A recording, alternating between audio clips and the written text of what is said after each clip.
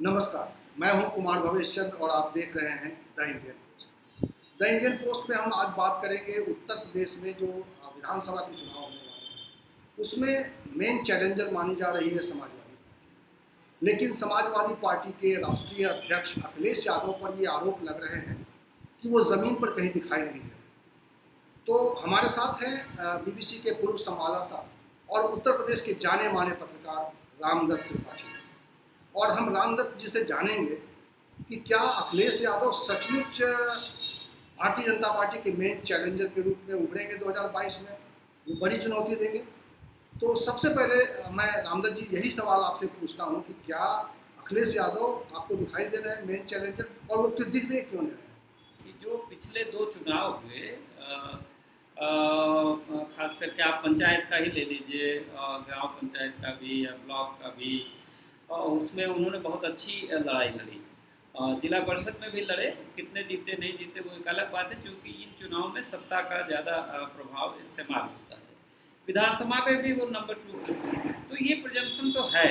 और दूसरी बात यह है कि चूँकि मायावती अब तक निष्क्रिय रही हैं, और आमतौर पे पत्रकार तो उनको खारिज करते रहे हैं कि भाई वो अब उनकी पारी खत्म हो रही है।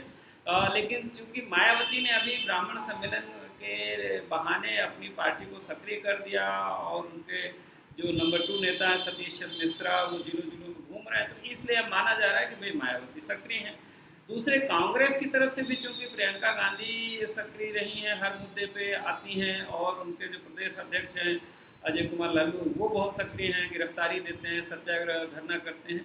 तो इस लिहाज से जब लोग तुलना करते हैं तो समाजवादी पार्टी को लगता है कि भाई वो सड़क पे क्यों नहीं है, जबकि समाजवादी पार्टी का जो इतिहास रहा है, परंपरा रहा है, वो ज़्यादा सड़क पे हमेशा रहते रहे हैं। और इस तरह से लखनऊ में बहुत दिनों से उन्होंने कोई अपना शक्ति प्रदर्शन या विरोध प्रदर्शन नहीं किया।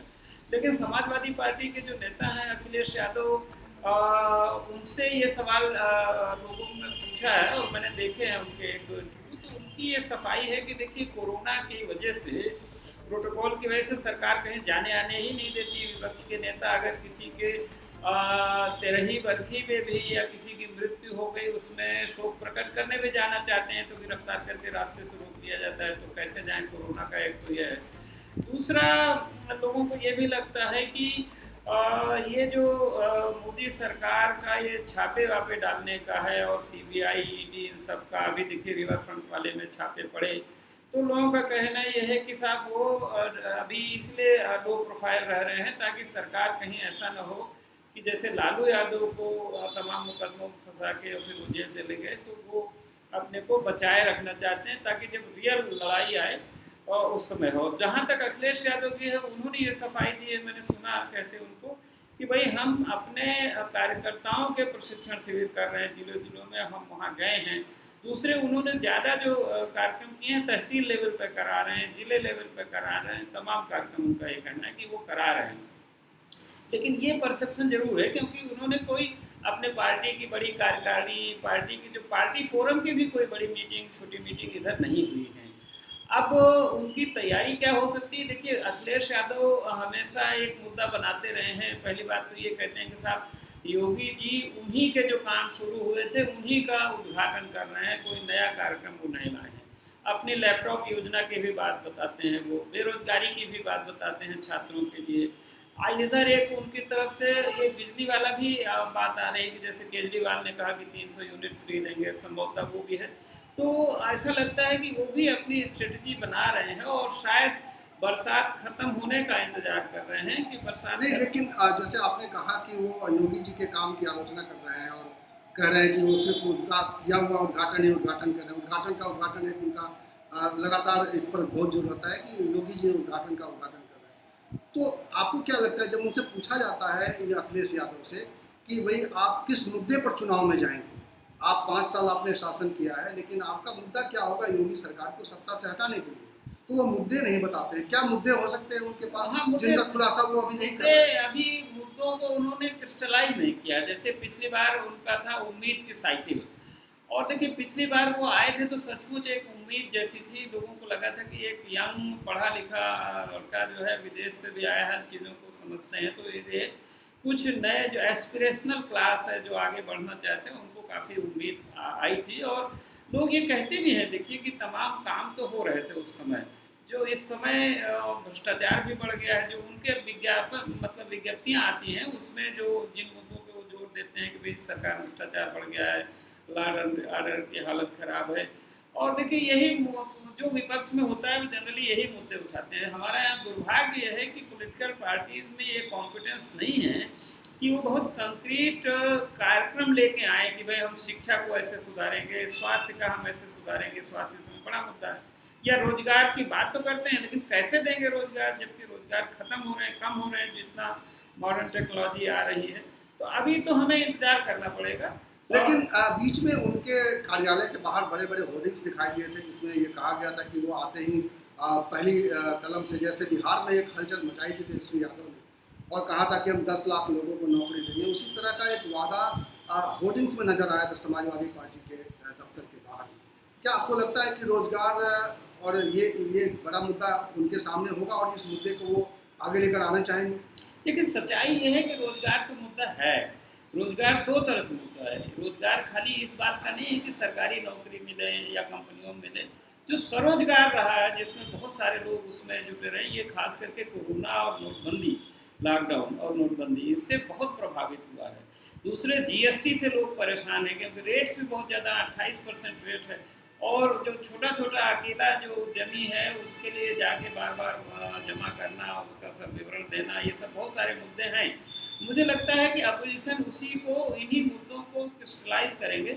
और अभी उन्होंने जो एक कार्यक्रम अनाउंस किया है शायद मायावती के जवाब में, वो प्रबुद्ध वर्ग सम्मेलन करने जा रहे हैं। उन्होंने अपने पार्टी के 5-6 जो बड़े ब्राह्मण नेता हैं, जिसमें माता प्रसाद पांडे जो स्पीकर थे, तो उनको अभिषेक मिश्रा जो लखनऊ के हैं मंत्री थे। देखिए एक बात ये भी है कि समाजवादी पार्टी को ब्राह्मण वोट अच्छे खासे मिलते रहे, और मुलायम सिंह यादव ने जब पहली बार सरकार बनाई थी तो उनके उसमें तो बहुत ब्राह्मण मंत्री थे। तो मुझे लगता है कि अखिलेश यादव की कोशिश यही है कि भाई अभी पहली बात तो कि कोई ऐसा कदम न उठाएं, कुछ ऐसा न करें कि सरकार बीच में पता चले कि उनको किसी न किसी फर्जी केस में कहीं जेल वेल में डाल दें। देखिए आजम खां की जो स्थिति है आप देख ही रहे हैं। तो कुल मिला के वो लो प्रोफाइल रहते हुए मुझे लगता है अपने पत्ते अक्टूबर के बाद खोलेंगे, क्योंकि लंबा कैंपेन सस्टेन करना भी मुश्किल होता है। ये भी एक मुश्किल है क्योंकि उसके लिए बहुत पैसा चाहिए। हाँ बिल्कुल, ये संसाधनों का अभाव जो है भारतीय जनता पार्टी की तरह बाकी दलों के पास नहीं है। और एक बात आप बार बार जोर दे रहे हैं कि उनको किसी बात का डर है कि उनको किसी फर्जी मुकदमे में फंसाया जा सकता है। और बिहार में जैसे लालू यादव के साथ हुआ, और एक वर्ग का ये कहना है कि उनके ऊपर ये आरोप गलत हैं और सारा उनको जो है एक तरह से जुडिशरी में एक तरह से उसको कन्विक्ट कर दिया गया और वो आज बिहार की राजनीति में हाशिए पर चले गए।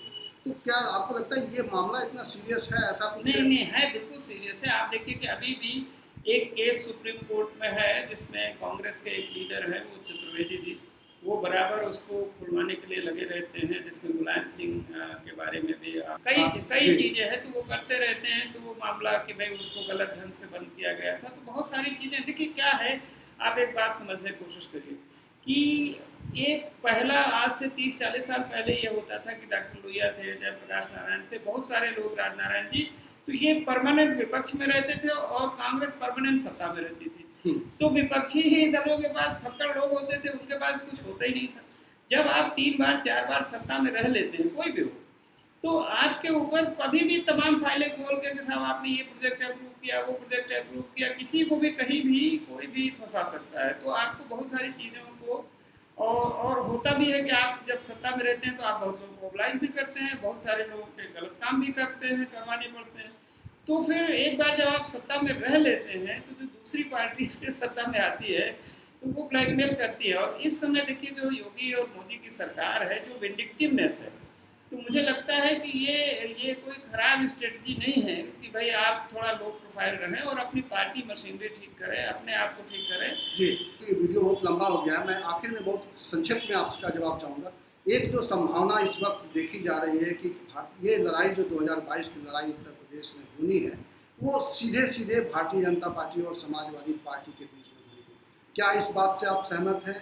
आपको लगता है कि हाँ ये जी स्वतंत्रता जी, और लड़ाई है? एक बहुत महत्वपूर्ण बिंदु ये भी है कि देखिए, लड़ाई में विधानसभा चुनाव अब पहले जैसे नहीं रहे, बहुत फर्क आ गया है। जो कैंपेनिंग की स्ट्रेटजी और तौर तरीका बहुत बदल गया। अब वर्कर्स का और धरना प्रदर्शन का भी उतना नहीं। आप जो आप नई टेक्नोलॉजी से माइक्रो लेवल तक आप मैनेज कर सकते हैं, पोलिंग बूथ लेवल तक आप व्हाट्सएप मैसेज दे सकते हैं, आप अपनी वेबसाइट है, बहुत सारे तरीके हैं।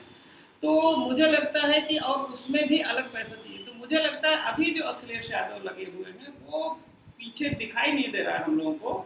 वो जैसे जयंत चौधरी के साथ उनके कई मीटिंग हो चुकी हैं, जैसे केजरीवाल के पार्टी के साथ भी उनका कुछ चल रहा है, जैसे और जो छोटे छोटे दल हैं उनके साथ भी उनका चल रहा है। तो मुझे लगता है कि अभी वो इत्मीनान से कोई एक अलायंस वीव करने की कोशिश कर रहे हैं कि उसका ऐसा कुछ बन जाए कि जिसका, जैसे चंद्रशेखर की भी बात चल रही है, सहारनपुर के आसपास मुजफ्फरनगर के नेता हैं।